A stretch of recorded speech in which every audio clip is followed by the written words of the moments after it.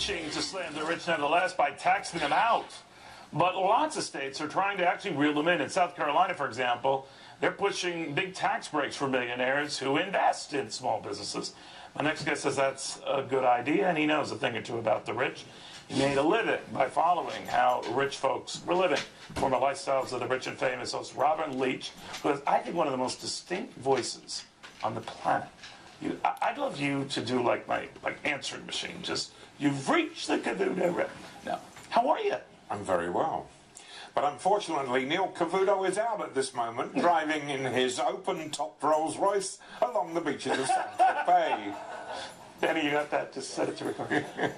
You are not a fan of what's going on here. No, I think it's deadly dangerous, and I don't use those two words lightly. Look, what Obama is proposing, you've got to cut right down to it. It is socialism. It is so ugly and evil. It doesn't work. It's never worked. And we went through this in Britain until Maggie Thatcher came along and rescued us from a fate worse than what's going to happen here. He takes great umbrage to that socialist description. Well, of course, because it's the truth. He says, I'm trying to level the playing field. What is level the playing field?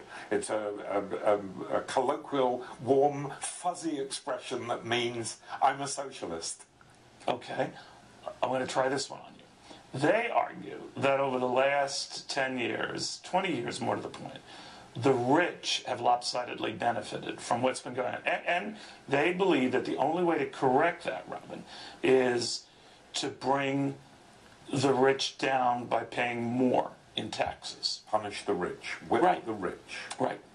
Make them as middle income and as poor as the people who aren't rich. I heard from a U.S. politician, Robin, who said, look, the top rate used to be 90% in this country. We have a hell of a long way to go. What do you think of that? Frightening, because at one point in Britain it was 99%. What did they do when it was 99%? Surely no one paid that. There were more people who paid it than didn't pay it. Really? And it looked like the end of the world. Because what happens is, if you remove the monetary supply from the economy and turn it over to politicians and the government to administer, you know that everywhere you turn, be it a bush that costs $300,000 to plant in a road or a GSA conference in Las Vegas, government wastes money. Government cannot run anything efficiently. Government breeds corruption and laziness because it is a we do not care philosophy. It's rich people and it's private enterprise and it's small business owners who go out there and bust their humps to make progress in whatever line of work they're doing. It's in our human nature. But then there's this other group of people who think that the money should be taken away from the go-getters and the do-gooders because they are not going to do it and they can't do it and they won't do it.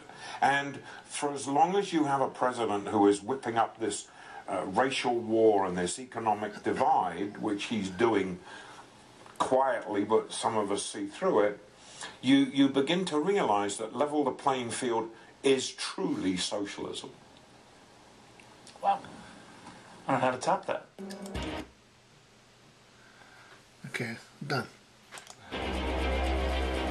It's at the end, the truth. Yeah. To tell the truth. Interesting, the recording.